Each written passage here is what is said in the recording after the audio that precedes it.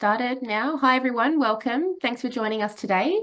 We're grateful to have you here for the session, the Strike Mining Gold with Smartsheet webinar today. Before we get started, just a couple of housekeeping items, just in terms of how you can interact with us today.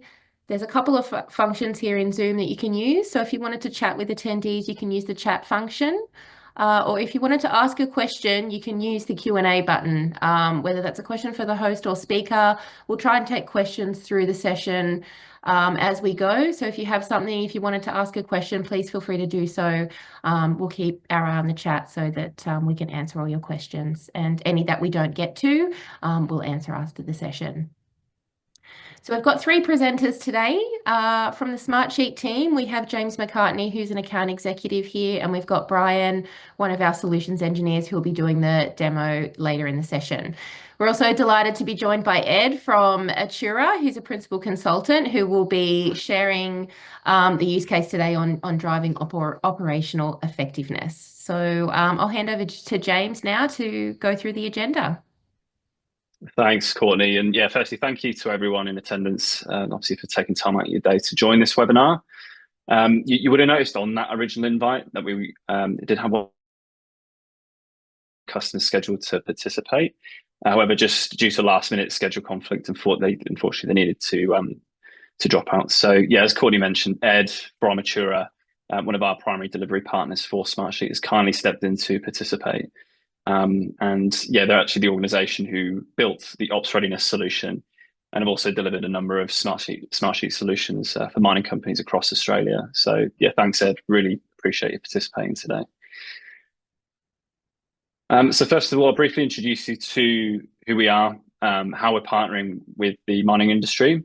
And in terms of the remaining agenda, we'll then get into the demonstrations, and we've also allocated time at the end of the session, should there be any questions. So looking through the original attendee list, I think most people on this webinar are familiar with Smartsheet. I guess for those who are new to the platform, in terms of who we are and where we're positioned in the market, Smartsheet is globally recognized as one of the leading project and portfolio and collaborative work management platforms, in particular for enterprise organizations. One of the main reasons why businesses partner with Smartsheet is that the platform combines flexibility and ease of use with the ability for users to build solutions that can scale enterprise-wide. At a platform level, the way Smartsheet is structured is to provide a single solution for planning, managing, and executing your work across the organization. And it's used to define and communicate strategy, then execute on that strategy, and then report on results that feed into the next initiative that takes place. In terms of the solutions we're providing to other mining organizations, we can essentially distill them down to two primary categories. And these, again, speak to Smartsheet's ability to handle both enterprise-wide scale at a portfolio level, all the way down to the high-volume individual and task project levels. On the left-hand side of this slide, we have transformative cross-functional solutions, which are both fundamental, established use cases, often impacting entire organizations. These range from strategic transformation, marketing and campaign management, and IT and portfolio management solutions. The established mining solutions listed on the right-hand side represent the focus of today's session and describe more tactical solutions which can support each and every phase of the mine life cycle. So as you can see, whether it's closures, rehabilitation planning, non-process infrastructure, or what we're here to talk about today in operational readiness, these are all established use cases we've deployed for mining organizations locally here in Australia and globally.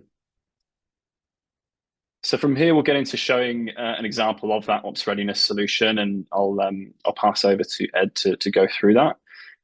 Just to set the scene and what we're going to demonstrate, I quickly just wanted to talk through a case study for a mining organization we partnered with. So this slide represents how the ops readiness team for this organization were previously running their portfolio work, which, as you can see, was very siloed, disjointed process across multiple different systems.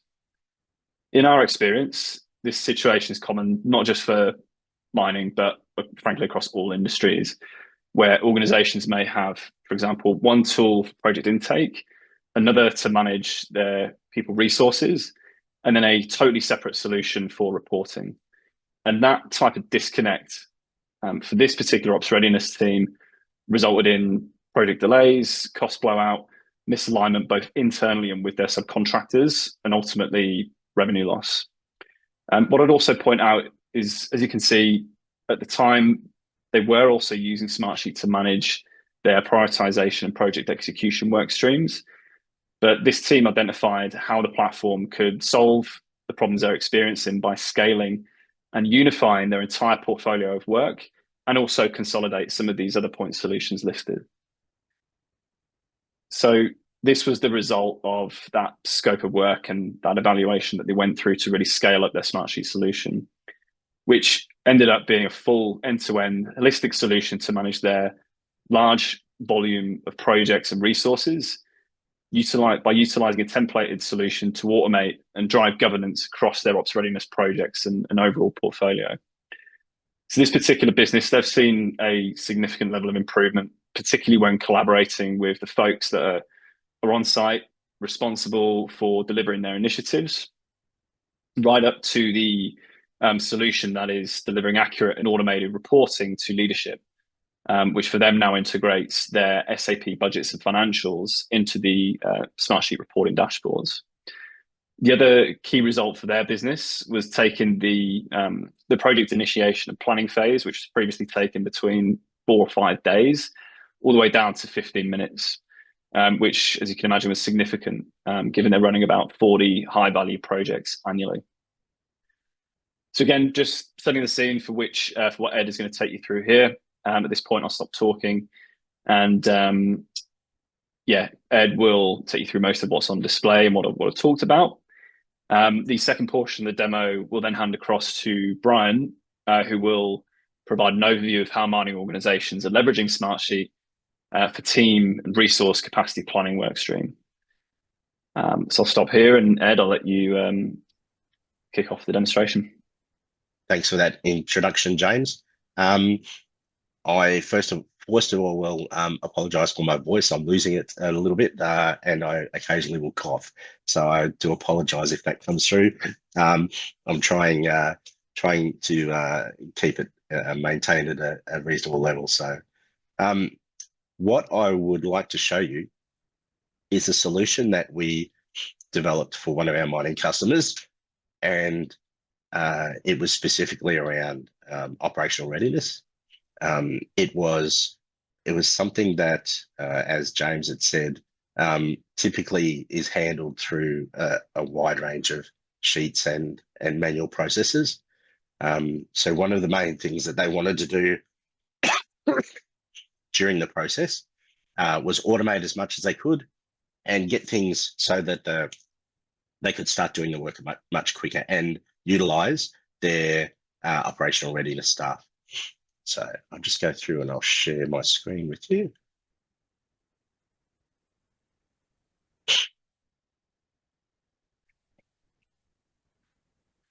So what we're going to start off with is effectively what you would see from a portfolio point of view. So we've got some demo projects in here which are based around some items that might typically happen within the in the mining sector, and these are in different stages of progression. We've got some that are in progress, some that are not started. But basically, what you can do is go to this portfolio dashboard and get a good overall feeling of how your portfolio of work is going. And if you add projects to it, it will automatically recalculate all of the metrics and the information that is being provided on this dashboard here. The reason that takes place is because of a product that's sitting in the background called Control Center, which manages all of those repetitive and mundane tasks that might need to be taken place within a simple Smartsheet environment. But it will automatically update your reports, automatically update your metrics, automatically update your RAG statuses according to how you would like to report on those. Um, what I'd like to stress here is that this is an example of what a portfolio dashboard can look like, but by no means is it locked into this. We've put up some different variations on what you can show on a portfolio dashboard, but there's no reason why you can't have more graphics created through metrics. Smartsheet is really quite strong as far as graphs and visualization of portfolio metrics. So you can represent them in however way, whichever way you would like. You also have the option of representing them in a tabular format as well. As with traditional project management products, you have the ability to plan things out and display them visually as a Gantt chart, which gives an overall feeling of how your schedule is occurring. And of course, we've represented a simple one down here with it, which is CapEx projects. But there's no reason why that couldn't be full of budget to actuals, budget forecast to actuals, and so on. Now, the big part that makes this easy for organizations to embrace is the fact that it talks you through the process of producing your products or your projects. And it all starts with a new project request. So we have a simple form that people can click on, and it basically comes up and it will prompt you for the information that you need to provide in order for a project to be put up for approval. And it's just a matter of filling things in.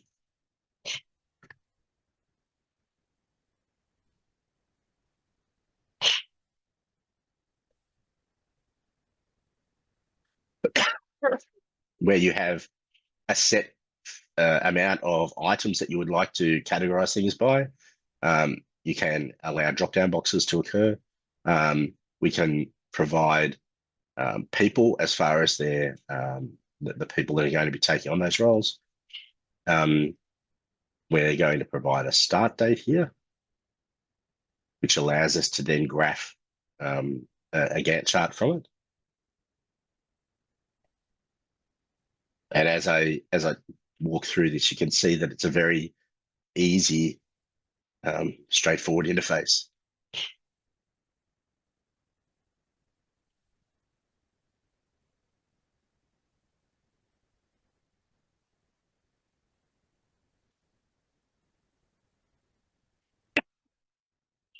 It also allows you to add attachments to the request. So if you have some documents that you've received from a government organisation that you want to attach to improve the weighting for this to get approved, or if there is a directive from your C-level executives, you can attach those in here, and that forms part of your approval process and gets recorded for the life of the project. You can submit that, and that has now come back and it says that it has submitted that project approval process. So that's now dropped into our inbox. What will happen is that part of the process, and I won't go through this in detail, but once a new item is approved or is submitted, it will actually send off an approvals request to a nominated group or individual person that allows you to then seek approval and get approval automatically. So you can remove all of the need to have meetings for the sake of meetings. You can streamline that process for approvals. And this can be one or several people that take place. And when you go through that process, it will actually seek approval and then automatically update the person that has put through the request with the outcome. So once again, communication and and up-to-date information on your project portfolio is happening all the time. So this is at the portfolio level. What we're going to do now is once a project has been created, it creates a space which has a large range of items that allow the project leads and the project managers to place their information on how they're managing the projects. And you'll notice that when I clicked on the project link, it takes me down to the project schedule, and we can start to see that it has filled in all of the details that I put into the project approvals process, and it also includes anything around budget estimates, things like that. Now, this project is in progress, so it's showing you a few different things here, but typically when a person or when a project lead comes in, they would then start to go in and update their schedule, update their finances, update their risks, their issues, manage all change management requests, identify their stakeholders and resources that need to be included through a RACI chart, automatically create a project charter, which can be used as part of an ongoing document for the project, and allow you to have a status, a regular monthly status or weekly status for the project that's going ahead. So on the project schedule page, we try and give you a quick view of how the project is progressing. We have a project plan on a page. This shows you a summary of all of the major tasks or milestones that are identified in the project, and who's associated to them and when they're scheduled to take place. If you want to know more information, you can click through these reports, and they open up into a larger viewing space. Now, the beauty of this is that these are ones that we developed for the specific use case for the customer.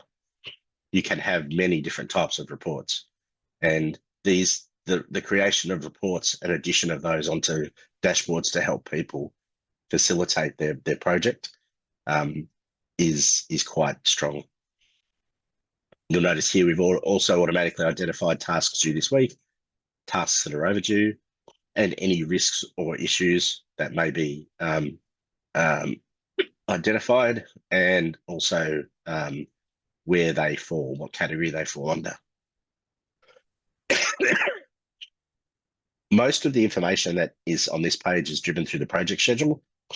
And for those people that have used Smartsheet before, this would look quite similar. You'll notice here that there is a standard sheet. You've got tasks identified down the bottom here, down the side here, their status, who they're assigned to, start date, end dates, and so on. The health is automatically calculated according to a formula, so you don't even have to worry about doing that. If something is overdue, it will automatically flag yellow or red according to metrics that are provided. The creation of project status packs in the mining industry, but also across the board in most project management or portfolio management offices, is the largest time-consuming task that we hear back from customers. So we try and produce something that is automated. Then along the left-hand side here, we have the other items or the other artifacts or registers that allow you to enter in information. If I go into the finance, this allows you to provide estimates into the items that come off your standard schedule, and allow you to enter in project estimates. If we click in here, around labour and non-labour costs, and that will then feed back into your budget automatically. So it's a one area or one-stop shop where you enter in your estimates, and they would automatically get fed through into your budget summary report down the bottom here. I'll quickly go through some of the other items. one of the main things that people like to have is risk and issues dashboard, so that they're familiar with what may impact their business or may impact their project. And so we have an automatically calculated risks and issues register, and it allows us to then prioritize and identify which risks and which issues for which areas we can action. Issues are very similar. From a change management point of view, change management allows you to record any changes to your core items for your project. For example, you might have changes to scope, changes to budget, changes to resources, changes to schedule. And what this allows you to do is to record these changes so that they can be reported on and identified later on the track through an audit process of who approved those changes, because it tags the approvals people down the right-hand side. It's getting more and more important as we go through project management and mature in project management that audit and governance is something that is really hitting the highlight for everyone, or the front of mind for everyone.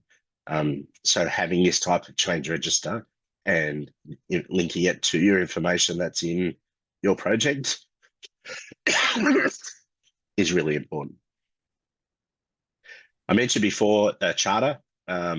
This is something that is automatically created from the information that's gathered from each of the different components within Smartsheet. So effectively, this tells you everything there is to know about why this got approved. But then as we go down here, it also tells you who the team has been allocated to run the project, which is really important. And finally, the status. We have a status report which allows people to come in here, either automatically or manually calculate status, depending on the registers that they fill in information with, and give commentary across each of the statuses.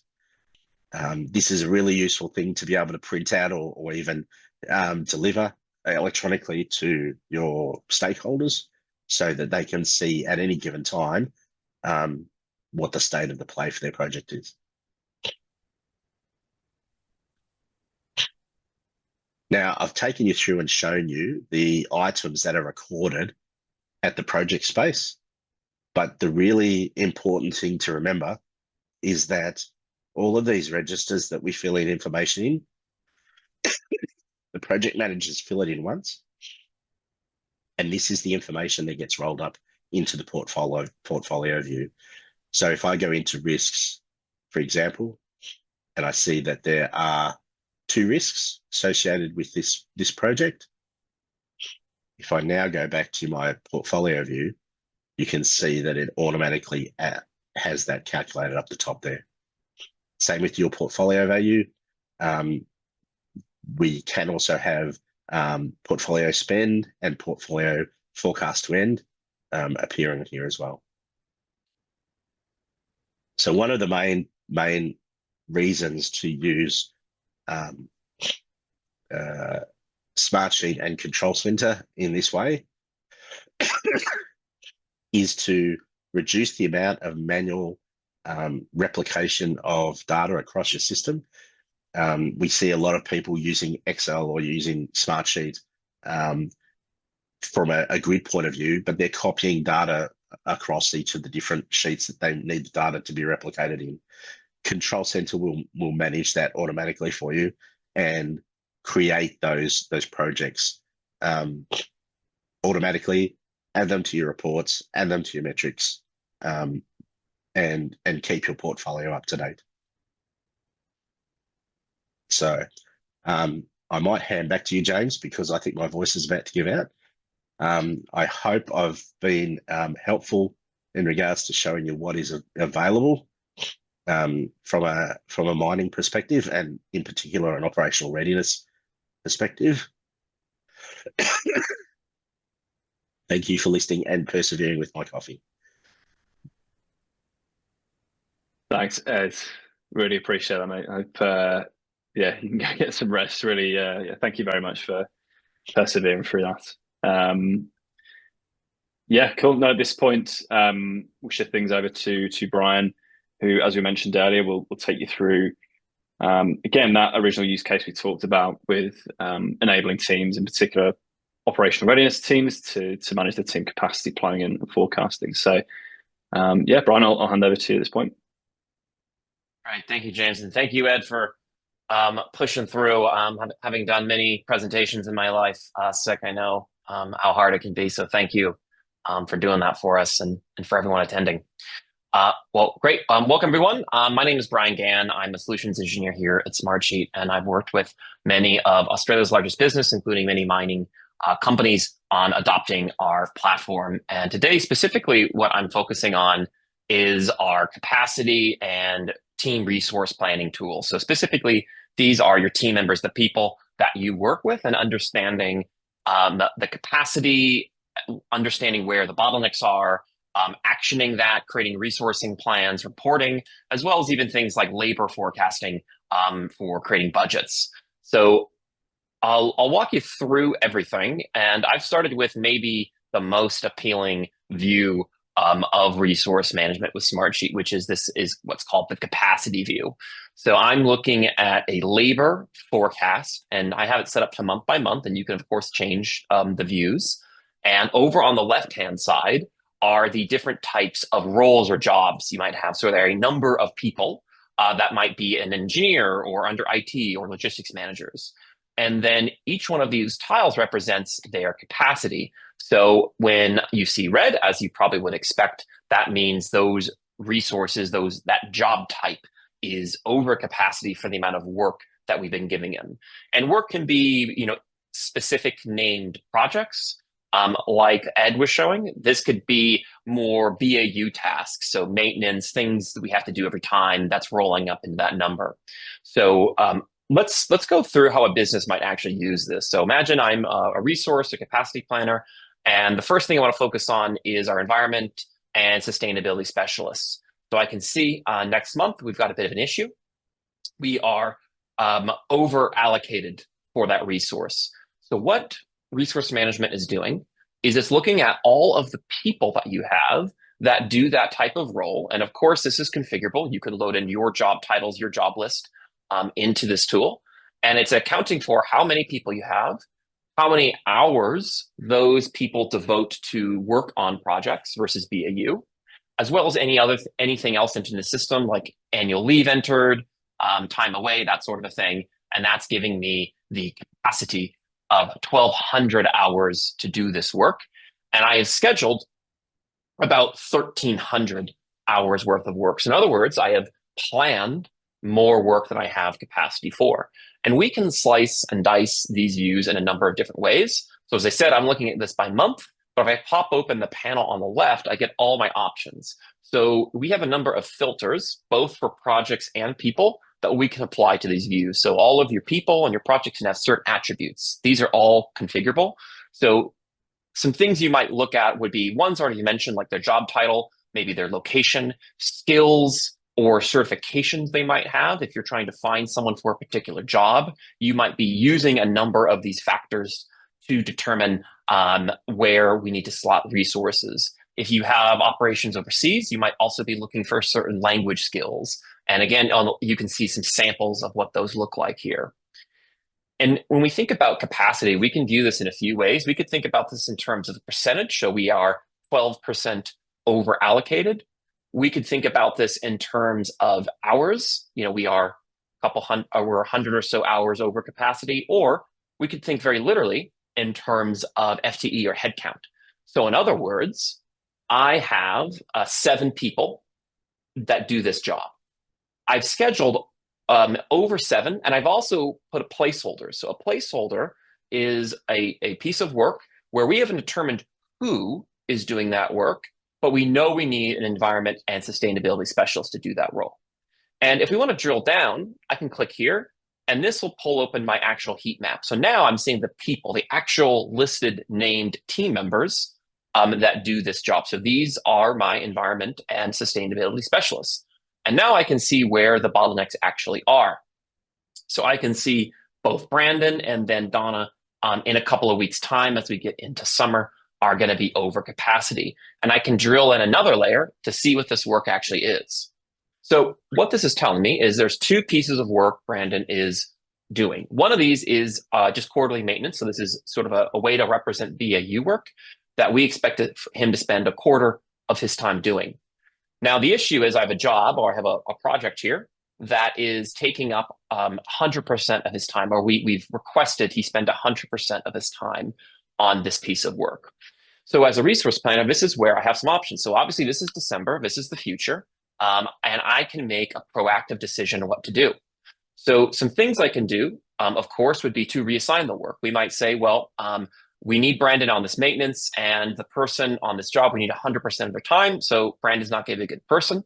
And we could use Smartsheet to actually drill down who might be important. So maybe we don't care about their role.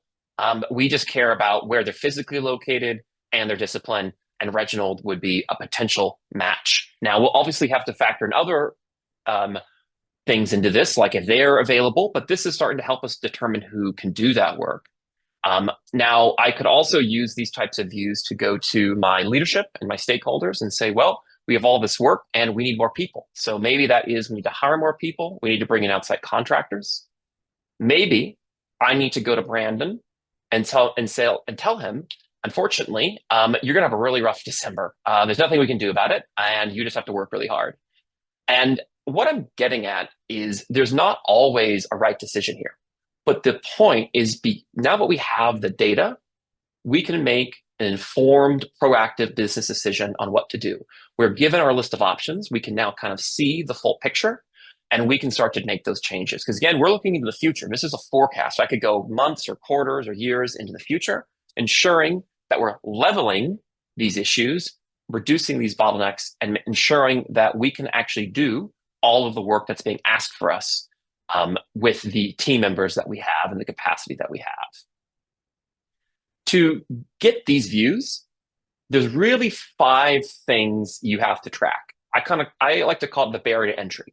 A lot of people want resource and capacity views and team member views, but there's 5 things you got to track. It's pretty simple, but it's 5 things.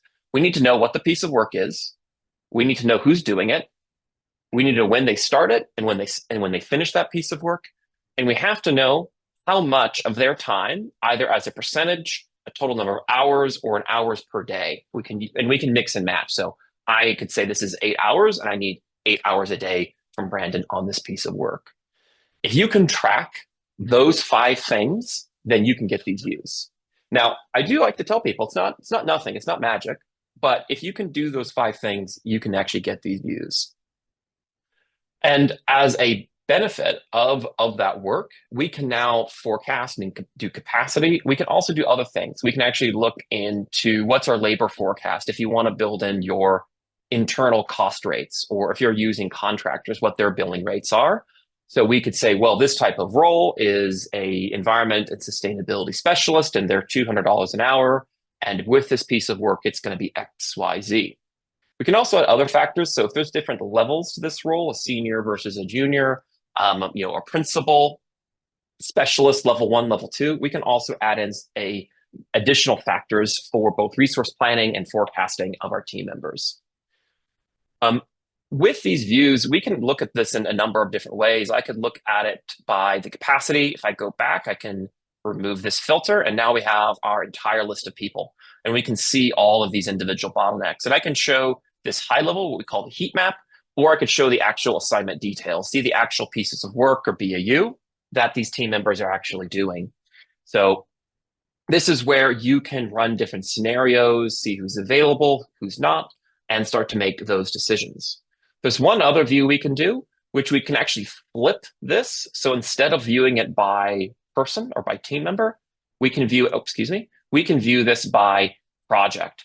So now I can see all of these different projects on the left, and then anyone I want to, I can pop open and see the specific resources. So these 3 people are on this job number, the HVAC upgrade. And each one of these people also has additional details about them. As I showed you earlier, we have filters. We have different attributes. So let's talk about your people. You can maintain a list of all of your team members and have different attributes about them. So if I click on myself as an example, you can see anything we want to track about them, contact information, what experience or skills or certifications that I have. My availability can all be tracked here. If you have a need to do time tracking against your work, there is an optional component to do time cards. So given that we know how much time I'm expected to work on this particular job, we make it really easy to track your time. Your time card is essentially created for you. And as an individual resource, it's simply my responsibility to confirm that those hours are correct. And there's nothing else to really do, and we can build in approvals and workflows from there. Projects, as I mentioned, are pretty easy to create because ultimately all we need to really think about are our various assignments on these projects. So if I pop up and say this project an example, we can kind of surface any information we want, like the job number, the phase of work it's on. Of course, that's all configurable. If I go to the actual job page, you can see kind of all of that information. And another thing you can do as an option, if you want to build in a labor budget and forecast, you can actually track that. Either you can track the actuals as timesheeting, or you can just look at it as assuming any work that's happened was actually cost against the budget. The budget can be done both in terms of money or currency. It can also be done in terms of hours if you want to. It contain kind of any other metadata about the project that we want to. And in terms of the resource plan, we can view that as more of like a schedule, or we can view this as more of like a work list. You can see my resources, and this is the work they're doing, the allocation. So remember those 5 things I talked about? So they're right here. This is the work. This is the person. This is how much of their time they're doing it. And this is when they're doing it. One optional component we can also have is this is a resource plan that sits independently. So if you want to just track your resources in your plan, super easy to do. But with Smartsheet, we also, of course, are a robust project management tool. So what that means is if you want to integrate your project plan, your project schedule to your resource plan, you can absolutely do that. So if you make any changes in the project schedule and you've allocated work against that, that would update the resource plan, and vice versa. If I update the resource plan, that can also update the project schedule. So earlier you saw Ed showing some examples of project plans and schedules. You could actually resource against specific phases of work or tasks if you'd like to. Now, the last thing that I'll show you is more on the reporting side. So earlier we saw the schedule. So this is a live schedule. So if I make changes or run different scenarios, that will have a live impact. If I change a piece of work or I reassign it, that's actually doing that change for me. I'm actually moving this piece of work to another team member if I'd like to. But there's also a fully robust reporting engine as well. So there's a number of different types of reports that we can run, both around the utilization of our resources as well as time and fees. So let's look at time and fees. This is a really interesting one. So as I said earlier, we can view our labor forecast both in terms of dollars or currency as well as hours, and we can do both. So let's look into the future. I'll push this out a couple of months, and let's look at it project by project. So now, within this time period, you can see each one of these are my jobs or my projects. I can see the average bill rate. So these could be our internal or our contractor bill rates. I can see what's already occurred, and I can see what's scheduled in the future. So if I'm trying to figure out, my labor budget for the, job for the floor renovation, I know I have $250,000 of labor budgeted into the future or forecasted, which represents 2,000 hours. And again, that's factoring the number of people, the amount of time, and what type of work they do, which is giving us that amount. And I can continue to slice and dice this. So for example, if I want to separate and filter to my internal versus my external team members, my contractors versus my own FTEs, we can use all of those filters for projects and people on the left-hand side. Or I want to see all of my labor forecast for, Perth or Canberra or something like that, a specific location or a specific mine. And we can continue to add other groupings because right now this is an average over the coming time period. So what might be more interesting, and what I see most common in the mining industry, is more of a forecast, like a rolling forecast. So let's look at this in terms of week by week, and then let's add project. So now I have a weekly rolling forecast, and I can tell you week by week what that labor cost is. This is a live report. So anytime I make a resource change or a team member change, all of these reports are going to be updated. And again, this is where I can look at different scenarios. I can apply all of my filters here, and I can continue to slice and dice. So if you want to group that, if you actually want to break this down, maybe by mine site or location or by region, that would be really easy to do. And it's not, of course, just a labor. There's also using the actual resourcing. So if I want to run and again, using the same time period, I can see all of my resources very plainly here, the number of hours, what's available. And we can also see their target utilization. So that's saying we expect people to do X amount of work. Now, typically it's not realistic to be 100. It's usually something more like 70, 80, 90%. 100% would mean like literally there's not a second in the day they're not doing a project. So typically we recommend customers to have something as a realistic amount, and we can see how they're actually progressing against that. Over allocation is of course important, but so is under allocation. People that aren't actually put on projects aren't really adding any value to your business. And so finding who those people are. So if I see there's actually quite a few people here right now, we don't actually have any work against them. This is where I can start to move things around and start to make business decisions on my resources. Now, last thing I'll say, for those of you that are already current Smartsheet users, earlier you saw some great examples Ed showed of things like dashboards. Now, any of these views I showed, so reports like this, or schedules, like you want to have the capacity view, all of these views can be embedded in a Smartsheet dashboard. So something like this capacity view is a very powerful view for stakeholders that they can come into Smartsheet, see all the other work that you're tracking in a Smartsheet dashboard, as well as see views like this, like a capacity plan or maybe a labor forecast in terms of budget. And this tells such a good and compelling story. And as I said earlier, just like everything at Smartsheet, everything is live in real time. So anytime someone's looking at a view like this, they're going to actually see what is happening in the business. Now, that was just an introduction. Obviously, there is a lot more to this tool, different scenarios in terms of how people work. And of course, if you do have any questions, we'll have some time today to go through those. And of course, you can always follow us up directly with James or myself, and we can help answer any questions. So thank you so much for letting me go through resource management today.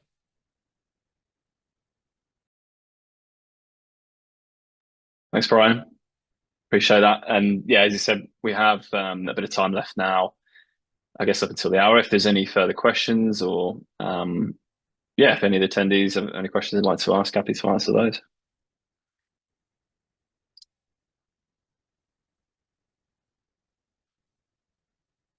Silence. To Brian's point, we'll share our details after this session. Yeah, if you did want to connect directly or you did have any questions, but yeah, Courtney, I don't know if we leave it another few minutes for any questions or anything like that.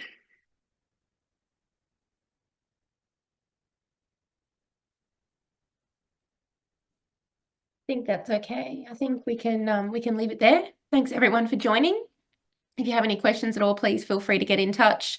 Something comes to mind later on, and otherwise we will share out the recording of this session too. So if anyone wasn't able to make it today, we'll send through the details of that too. Hope everyone enjoys the rest of the day. Thank you. Move with the rhythm, shake it up, stop when the clock hits 13. You've been working, but you're blurting.